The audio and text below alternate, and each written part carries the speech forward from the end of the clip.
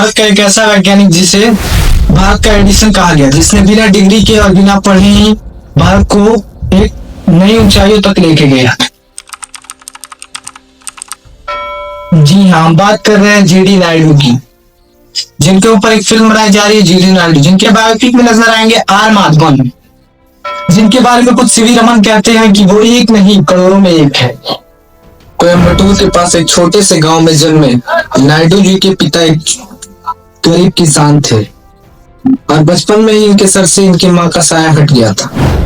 16 साल की उम्र में एक अंग्रेज अफसर की मोटर बाइक को देखकर इनके मन में एक ऐसी जिज्ञासा उत्पन्न हुई कि इन्होंने 3 साल तक वेटर का काम किया और 300 रुपए जोड़कर सेम वही बाइक खरीदी और उसी को पोल खोलकर घर पर ही अपने आप से ही इंजीनियरिंग सीख ली। नायडू जी ने सिर्फ 3री कक्षा तक पढ़ाई की थी, लेकिन उनकी विचारों की ऊंचाइयां बेमिसाल थी। सन 1920 में इन्होंने एक छोटी सी बस का संचालन शुरू किया, जिसके कुछ सालों बाद 280 बसों के मालिक बन गए और इनसे गांवों को शहरों से जोड़ने में मदद मिली, जिससे आम जनता की जीवन और भी आसान हो गया। नायडू जी ने कभी क्लास में टॉप नहीं किया, लेकिन उनकी जिज्ञासा और प्रयोगों ने उन्हें भारत का एक महान आविष्कारक बना दिया। सन 1930 में उन्होंने न्यू इलेक्ट्रॉनिक वर्क को स्टार्ट किया और उन्होंने भारत के पहले इलेक्ट्रिक मोटर को बनाया, और ये काम उन्होंने बिना डिग्री के अपने इस हुनर से इस काम को सफल बनाया। उनका मानना था कि हर आविष्कार एक मशीन नहीं, एक रोजगार होना चाहिए।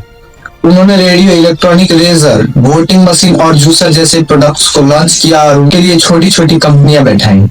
नायडू जी एक आविष्कारक होने के साथ साथ एक बेहतरीन फोटोग्राफर और एक किसान भी थे। उन्होंने महात्मा गांधी, जवाहरलाल नेहरू और सुभाष चंद्र बोस जैसी हस्तियों की तस्वीरें ली थी। उनके खेत में 10 फीट लंबा कपास का पौधा उगाया जाता था। उनके खेत को देखने के लिए एक बार तो नोबेल पुरस्कार विजेता वैज्ञानिक सीवी रमन तक इनके खेतों को देखने के लिए आए। 1944 में अपने काम से रिटायर होने के बाद उन्होंने युवाओं के लिए अपनी बची हुई जिंदगी को समर्पित कर दी। उन्होंने कोयम्बटूर में एक पॉलिटेक्निक विश्वविद्यालय की स्थापना की और वहां के युवाओं को वे आत्मनिर्भर बनाने लगे। उन्होंने उन युवाओं को वो चीजें भी सिखाई जो उन्होंने कभी पढ़ा नहीं था। उनके पास सिर्फ वो अनुभव थे जो उन्होंने प्राप्त किए थे, वो उन्हें प्रदान की। उन्होंने एक बार कपड़े का व्यापार भी शुरू किया, लेकिन वो व्यापार उनका सफल नहीं रहा। लेकिन हार कभी भी उनके राह का रोड़ा न बन सके, क्योंकि वो सपने बड़े थे और हौसले बुलंद थे।